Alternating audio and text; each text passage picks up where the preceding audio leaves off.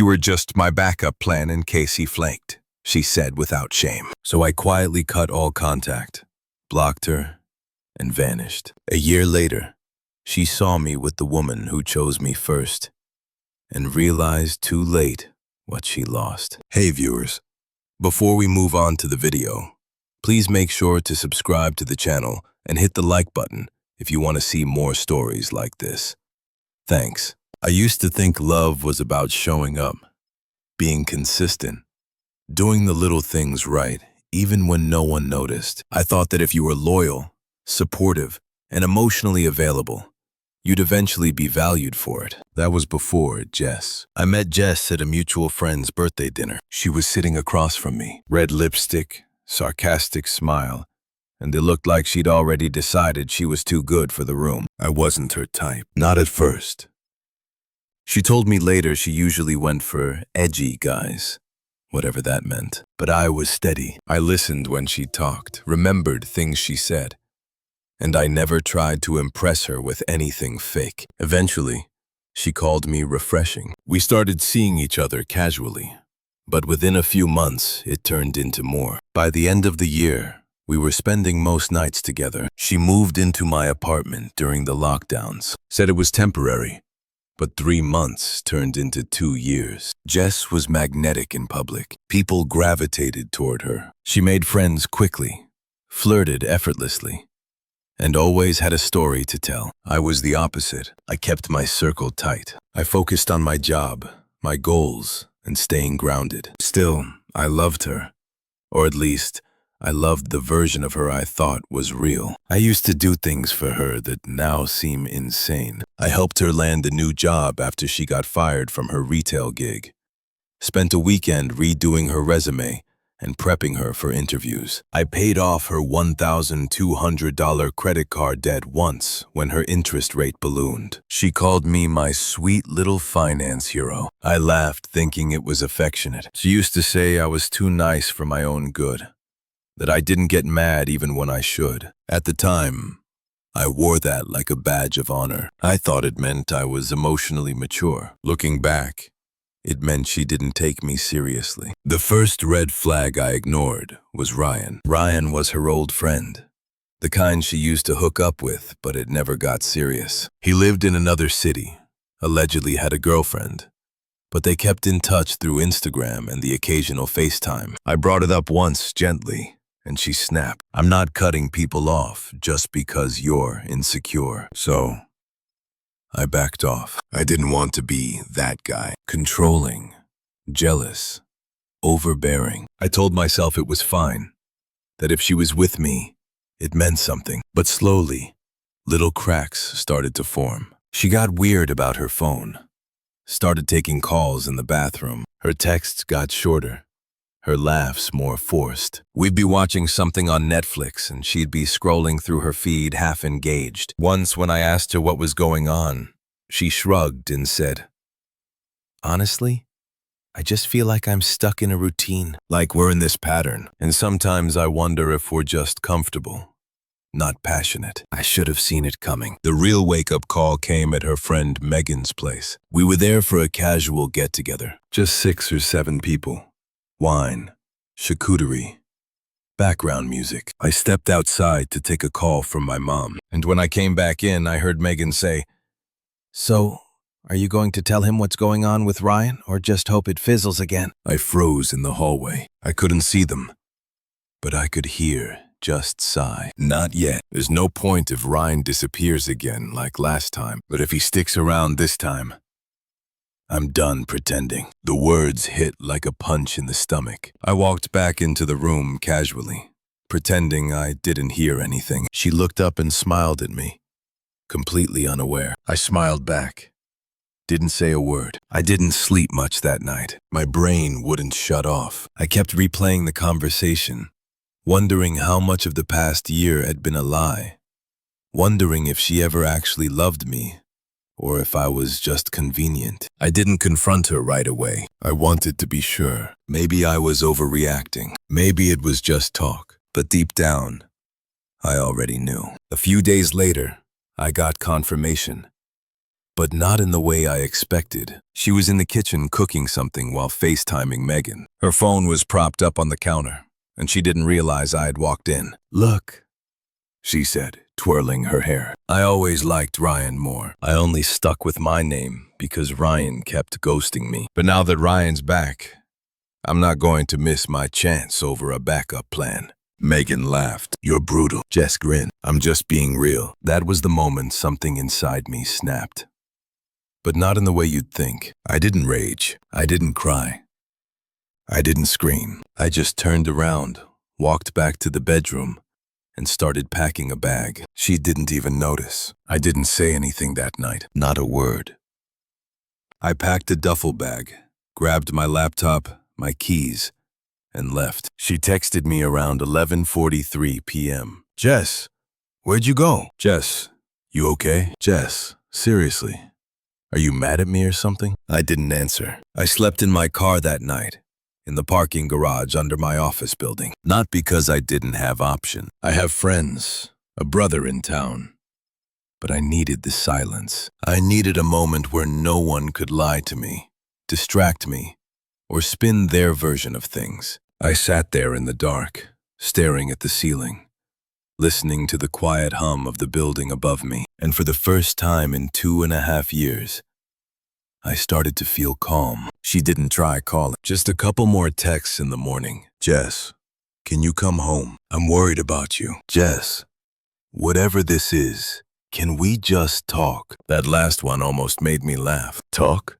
When exactly was she planning to do that? Before or after? She tossed me aside for her flaky main option. I went to work the next morning like nothing had happened. Ran the morning meeting.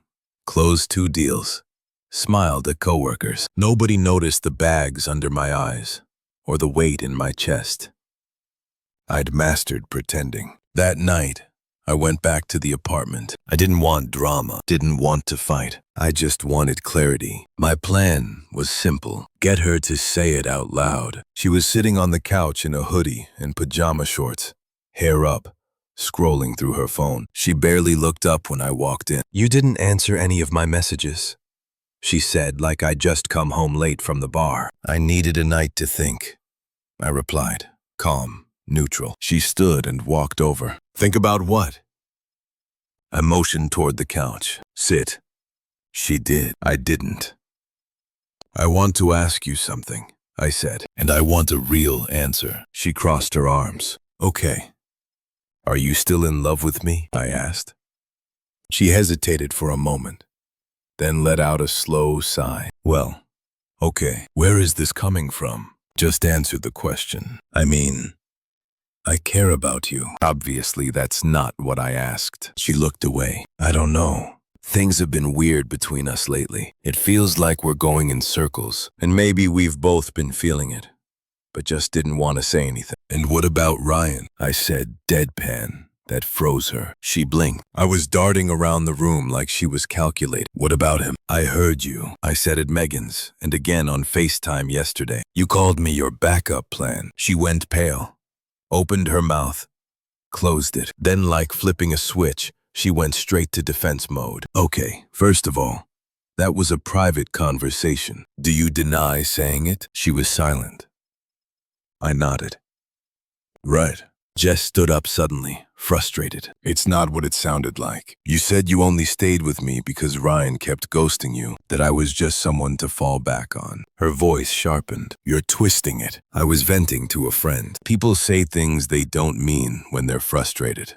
"You sounded pretty sure." I was confused. "Okay," she snapped. I didn't know what I wanted, and Ryan's been in and out of my life forever. I thought maybe, just maybe, if it worked out with him this time, I should explore that. And what exactly am I in this scenario? The emotional storage unit you park in between breakups. "That's not fair," she said, folding her arms tightly. "What's not fair is how long I stood by you while you played pretend," I said, voice still calm. "I helped you get back on your feet. I believed in you when nobody else did. And the entire time you were waiting for someone better to show up." She scoffed. "I never said he was better. You didn't have to." We stood there in silence. She looked like she wanted to cry or scream or throw something.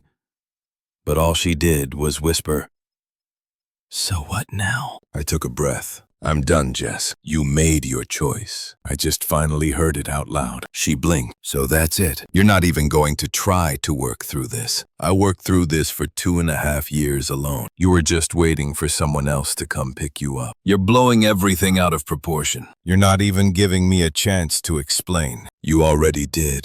I grabbed my bag and keys, walked toward the door. "You're just going to walk out?" she yelled after me. I stopped and turned to look at her. "You walked out first. I'm just catching up." Then I left. Didn't slam the door. Didn't say another word. And I never looked back. After I walked out of that apartment, I didn't go back. Not for a conversation. Not for closure. Not even for the stuff I left behind. A few shirts. A set of headphones. Some old books. She could keep it all. I didn't want a single thing that reminded me of her. I blocked her number, deleted our chats, muted her on every platform. I didn't make some grand announcement. I didn't post some dramatic caption about moving on. I just went dark. I vanished from her life, as if I'd never been in it. And that's when it hit her. The first email came 3 days later. Subject: "Can we please talk?" Body: "I know you're hurt. I made mistakes. I panicked. But I never stopped caring about you. Can we please just talk face to face?" I didn't respond. A few days later, I got another one. Longer this time. Rambling. Emotional. She said she missed me. That she didn't realize how much I meant to her until I was gone. That she was confused when she said those things. That she didn't mean it like it sounded. Of course, she didn't. It only sounded bad once she realized I wasn't going to beg for her back. But the truth was, I didn't miss her. Not anymore. What I missed was the version of her I thought existed. The person I believed she was. That person died the moment I heard her say I was just a backup plan. The silence that followed became my therapy. At first, it was hard. I'd have moments in the middle of the night where I'd wonder if maybe I overreacted. If maybe I should have fought harder. But those thoughts didn't last long, because every time I started to waver, I'd remember her exact words. I only stuck with him because Ryan kept ghosting me. It wasn't a mistake. It was a decision. A cold, calculated choice to string me along while she waited for someone she liked more. So, I did what she never expected. I built a life without her in it. I started going to the gym consistently. Not out of spite, but because I finally had the mental space to focus on myself. I spent weekends with friends I'd neglected during the relationship. I picked up hobbies again. Photography, hiking, things that brought me peace. I started sleeping better, eating better, thinking clearer. One night, about a month later, I got a text from her best friend, Megan. "Megan, hey. Just wanted to say I'm really sorry about what happened. I didn't know she was being that shady. Hope you're doing okay." I never replied. But that was the first sign her little support network was starting to unravel. Then came the second. I ran into a mutual friend of ours at a birthday party. We hadn't seen each other in months, and he looked uncomfortable when he brought her up. "Yeah, Jess and Ryan didn't really work out," he said. Apparently, he dipped after like 2 months. Blocked her, I think. I just nodded. Sorry to hear that. I wasn't. Turns out Ryan had done what he always did. He got bored, moved on. Ghosted her the moment she started getting emotionally attached. Exactly what she did to me, only faster. Poetic. That same night, I met someone, Emma. She was nothing like Jess. Not loud. Not flirty, not the center of every room. She was soft-spoken, grounded, and didn't play games. We talked for an hour straight without checking our phones once. She asked questions, actually listened, and didn't try to impress me. She was just real. We exchanged numbers, and for the first time in months, I felt something that wasn't anger or regret. I felt peace. Emma and I took things slow. I told her up front that I'd been through some things. And she didn't flinch. She didn't ask me to explain everything right away. She just let me be myself. No performance. No pretending. It wasn't some whirlwind rebound. It was calm, easy, honest. And it made me realize how exhausting it had been to constantly prove my worth to someone who was always waiting for someone better. A few weeks after I started seeing Emma, I got another email from Jess. This one was different. Subject: I get it now. Body: I know you probably won't read this, and I don't blame you. But I just want you to know I get it now. I messed up something real because I was chasing something that never existed. I thought Ryan was what I wanted. Turns out, he was never capable of loving anyone. And now I've lost the one person who actually showed up for me. You didn't deserve how I treated you. I'm sorry. There it was. The apology. But it didn't land the way she thought it would. Because by then, I didn't need it. I'd already healed, already moved on, already realized that people who truly love you don't make you feel like a backup. They choose you first and always. I didn't respond. She'd used her words before to manipulate, to cover up, to justify. Now her words were powerless. I didn't need them. I had something better. I had peace. About 2 months after Jess's last email, her name popped up again. But not in my inbox. This time, it was on my phone. An unknown number, but the message made it obvious. Hey, I know I'm probably the last person you want to hear from, but I just wanted to say I'm really happy for you. I saw some photos of you and that girl. She seems sweet. You look really good. I didn't respond. An hour later, another one came through. I've been thinking a lot lately about us, about how I ruined something solid because I was chasing some fantasy. I don't expect anything. Just if you ever want to talk, I'd really like that. Still no response. She followed up the next day with the picture, a selfie. No words, just her looking into the camera with that same force pouch she used to post on Instagram. Blocked. I figured that would be it. But Jess was never good at taking a hint, especially when she felt the power slipping. Soon, her friends started showing up in my inbox. Megan. Hey, I know things got messy, but she's really not doing well. I've never seen her like this. She misses you. I'm not saying you should forgive her, but maybe just talk to her. Sam. Mutual friend. She's been asking about you a lot, man. Says she made the biggest mistake of her life. You don't owe her anything. Just letting you know. I didn't engage with any of it. I wasn't angry anymore. I was indifferent. And that's what made it worse for her. Because the one thing Jess had always counted on was getting a reaction. And now, she got nothing. Then about a month later, the final message came. Long. Desperate. Rambling. Jess, I need to say this. I don't know how else to reach you. I know I said horrible things. I was scared. Ryan was always this fantasy in my head, and I clung to it because I thought I didn't deserve the kind of love you gave me. I've been in therapy. I'm trying to understand why I sabotaged something so good. I still remember how you used to hold me when I was anxious, how you made coffee for me in the mornings, how you picked me up at 3 a.m. when I locked my keys in the car. Nobody's ever treated me like that, and now you're gone. I get it. I really do.